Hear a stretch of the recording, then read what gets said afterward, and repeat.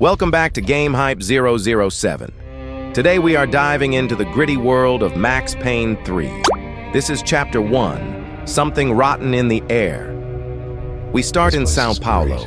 Max is washed up, drinking away his past and working private security for the wealthy Branco family. But as Max says, he couldn't tell the difference between good and evil. Time to move on. Let's see how this night goes wrong. Yes, absolutely.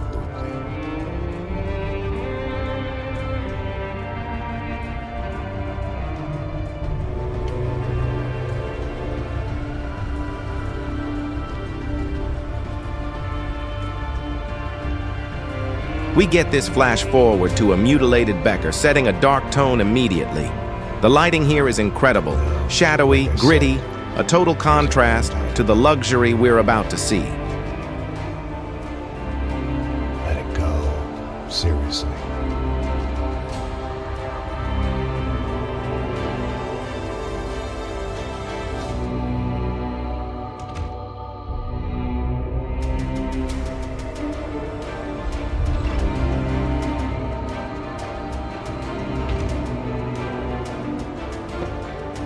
Definitely more my style than Panama. If you've never played this masterpiece, you are in for a wild ride. Rockstar Games took our favorite noir detective out of the snowy streets of New York and dropped him straight into the blistering heat of Brazil. This is storytelling at its peak, a seamless blend of cinema and chaos, with zero loading screens to break the immersion. We get to experience that legendary Euphoria physics engine and the iconic bullet time mechanic, making every slow-motion dive feel heavy, realistic, and incredibly stylish. It's dark, it's violent, and on PC, the details in this world are absolutely stunning. It's certainly in New Jersey.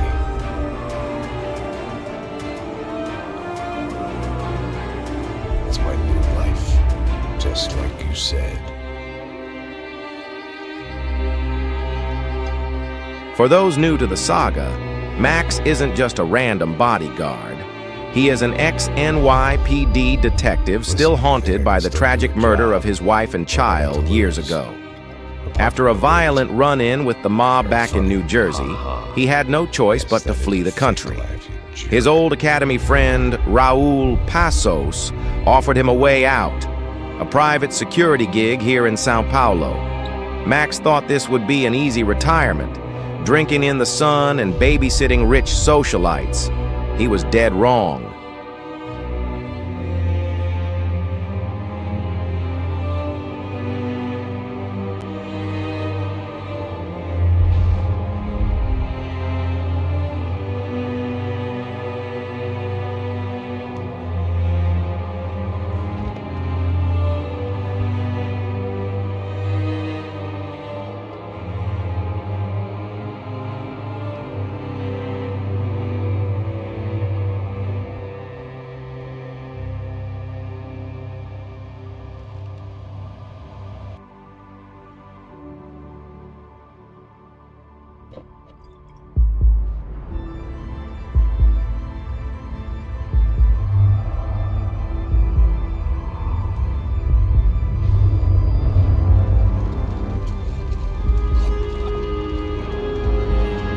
So I guess I'd become what they wanted me to be. A killer.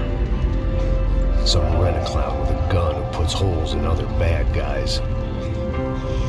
Well, that's what they had paid for, so in the end, that's what they got. Say what you want about Americans, but we understand capitalism. You buy yourself a product and you get what you pay for.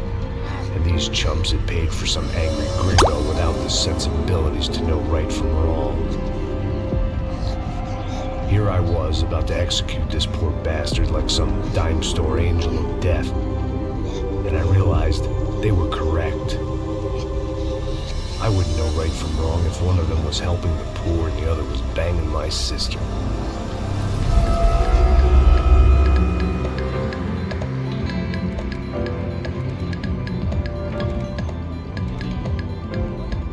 I'd arrived arrived in São Paulo a few weeks before.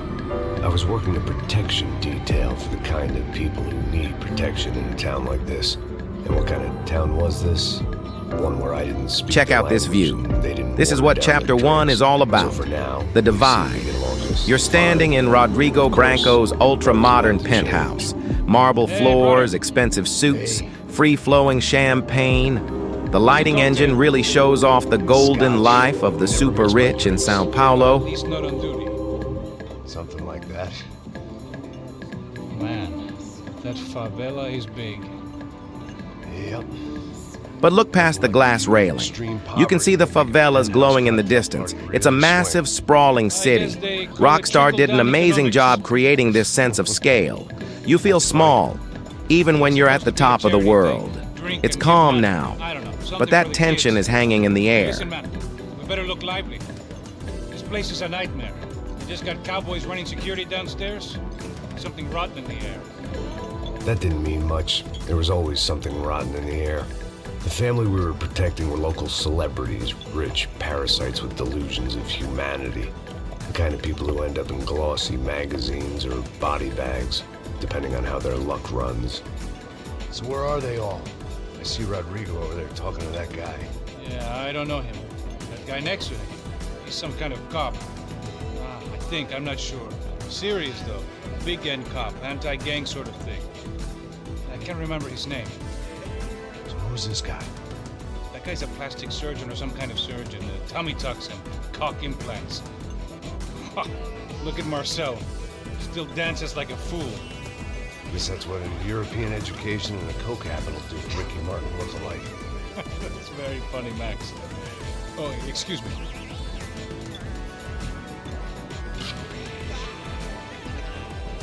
I was mostly working for Rodrigo Branco, a local businessman. Built things, did some charity, had things named after him, won awards, owned things, people. One of the trophies he had won was his wife, Fabiana. She was hot and wanted to be dangerous. Some good genes trying to fight their way out of a cesspit. She'd married well and was now at leisure to regret her good fortune. They got along as well as any rich workaholic and his younger airhead wife tend to get along. They mostly ignored each other.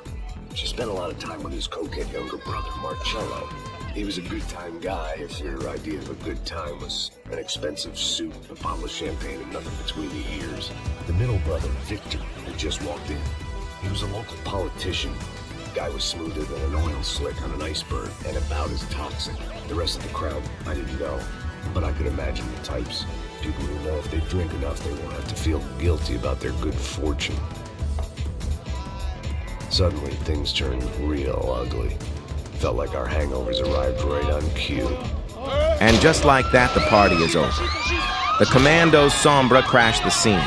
Notice how the environment reacts to the gunfire, the glass shattering, the expensive furniture getting torn apart. The physics engine makes the firefights feel heavy and impactful.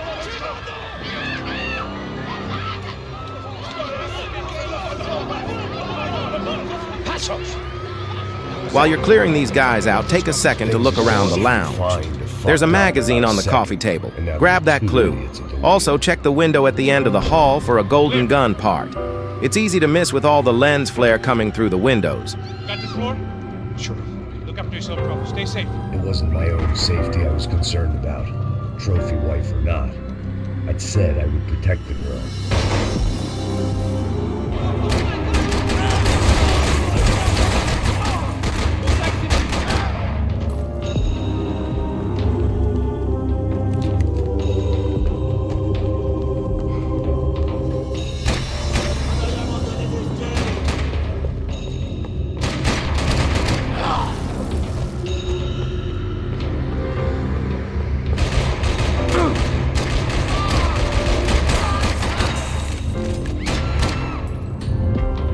That was the boss lady, only this time she wasn't calling for more liquor in her cocktail.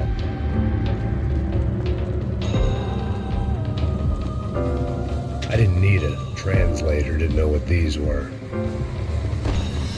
She was out on one of the balconies, and I hoped not about to be thrown off.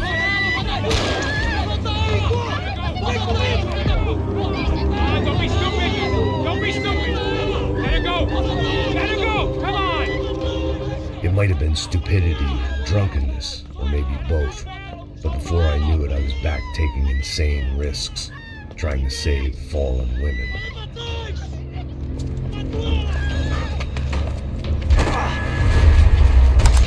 This set piece is iconic. Max sliding down the wet sloped roof of this architectural masterpiece. The rain slicking the tiles, the slow motion. You have to line up this shot perfectly to save Fabiana. Nice work. Don't let the view distract you. Hey, you need a hand? No, you? Who the hell's Rodrigo? I don't know, man. Thanks. Somebody's gotta go find him. Está tudo sob controle agora. Fica tranquilo.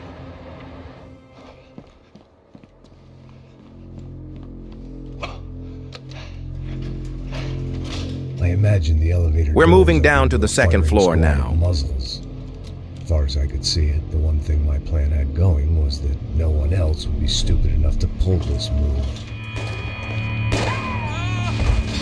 What have you done with him? The environment changes slightly here. More enclosed, more tactical. Keep using that shoot dodge. Seeing Max dive through the air in this high-fidelity setting never gets old.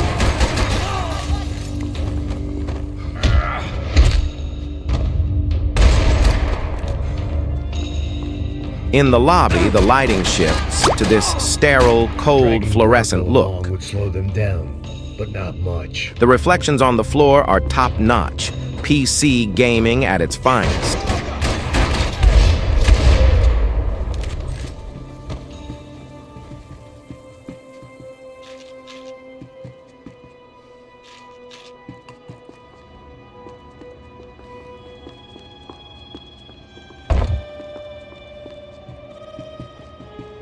It looked like they were taking him out through the basement. Maybe I still had a shot.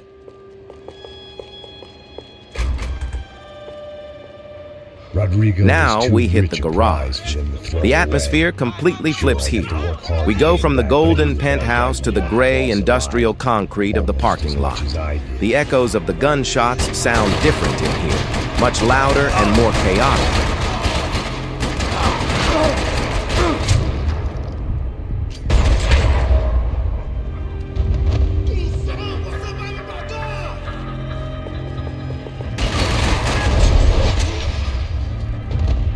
They weren't far ahead.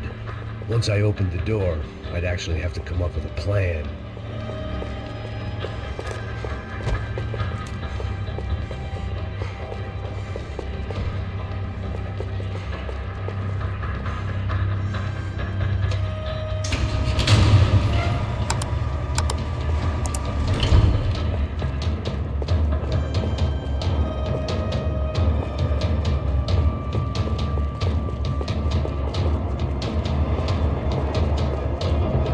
Don't rush through the gloom. Look for the photo of Fabiana and Rodrigo for some backstory clue points. They weren't waiting on my say-so. I had to move. Another parking lot rattling with gunfire. Was I too late? The shadows in this area are great for enemies to hide in, so check your corners.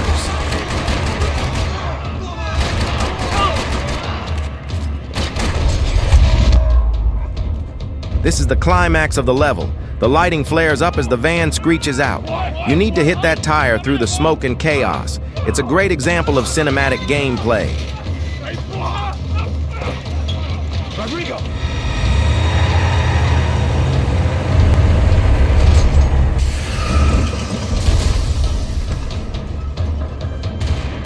Rodrigo! I'm here!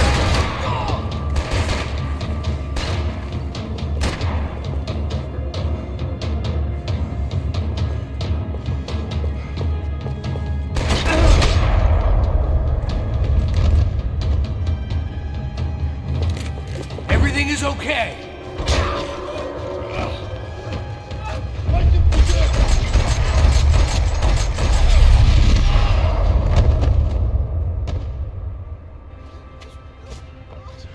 You're okay. You're okay. Yeah. Come on, get up. Come on, get up. You're okay. Come with me. Just come on. It's okay. Just lay right here. It's okay. As the UFE police arrive, take a final look at the scene. Blue and red sirens reflecting off the wet pavement, the confusion, the politics starting to play out.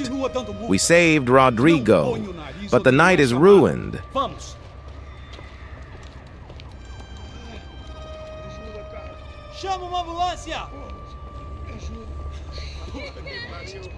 Fuck.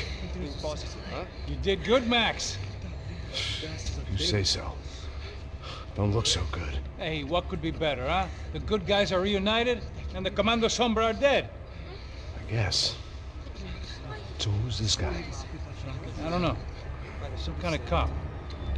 Different branch of the police. Not UFE, but normal cops.